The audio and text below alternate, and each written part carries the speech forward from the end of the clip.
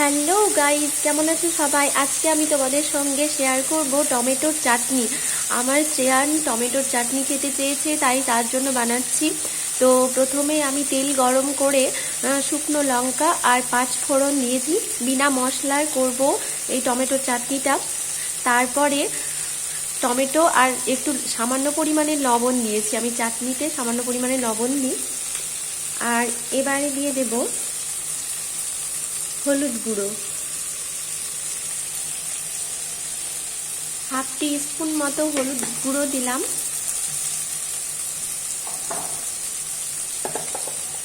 আর কালারের জন্য দেব সানরাইজের লাল লঙ্কা গুঁড়ো,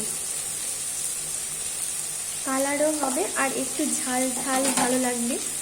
টক মিষ্টি ঝাল না হলে চাটনি তো জমে না।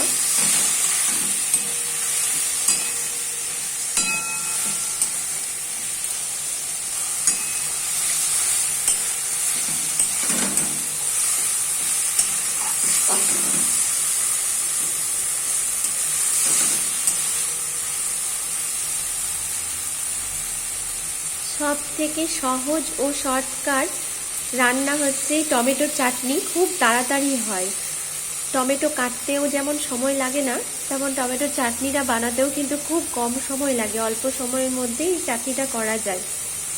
তো আমার শ্রেয়ান স্কুল যাওয়ার পথে চাটনিটা খায়নি, বলেছে মা চাটনি করে রাখবে, আমি এসে খাবো। তাই শ্রেয়ানের জন্য টমেটোর চাটনিটা করছি। খুব তাড়াহুড়োর মধ্যে থাকলে যদি ভাবো যে বিনা মশলায় টমেটোর চাটনি করব, তো এইভাবে করে একবার খেয়ে দেখো, ভীষণ টেস্ট। মশলা ছাড়াও যে এত টেস্ট হয়, না করলে বুঝতে পারবে না। একটু তেলের পরিমাণটা একটু বেশি লাগে। তো দেখো টমেটো প্রায় একদমই গলে এসেছে। এবার আমি দিয়ে দেব চিনি আর দেব সামান্য পরিমাণে জল।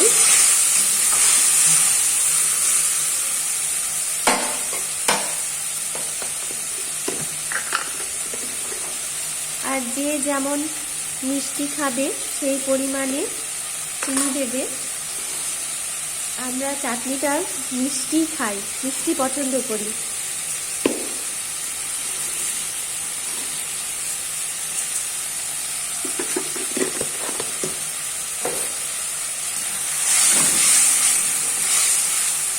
চিনিটা দেওয়ার পর বেশ কিছুক্ষণ নাড়াচাড়া করব। তারপরে 2 থেকে 3 মিনিটের জন্য ঢাকা দিয়ে দেব। এরপরে ঢাকা তুলে আরও একবার নেড়ে দেব। দেখো কালারটা কি সুন্দর হয়েছে।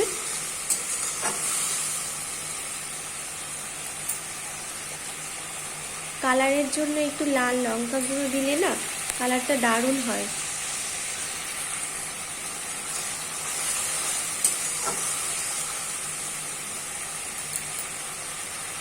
তো কে কে টমেটোর চাটনি খেতে ভালোবাসো কমেন্টে অবশ্যই জানিও। আর এইভাবে বাড়িতে চাটনিটা একবার ট্রাই করে দেখে অবশ্যই কমেন্ট করে বলো যে কেমন লেগেছে তোমাদের। তোমাদের কমেন্টের অপেক্ষায় থাকবো।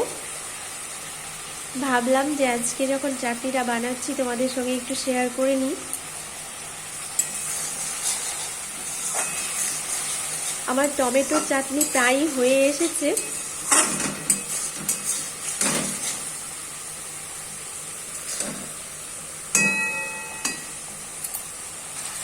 তো দেখো বন্ধুরা, টমেটোর চাটনি প্রায় রেডি।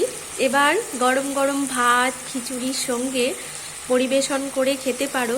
অসাধারণ টেস্টি লাগবে। আর তার সঙ্গে যদি বেগুন ভাজা আর পাঁপড় ভাজা হয় তাহলে তো বলার কথাই নেই।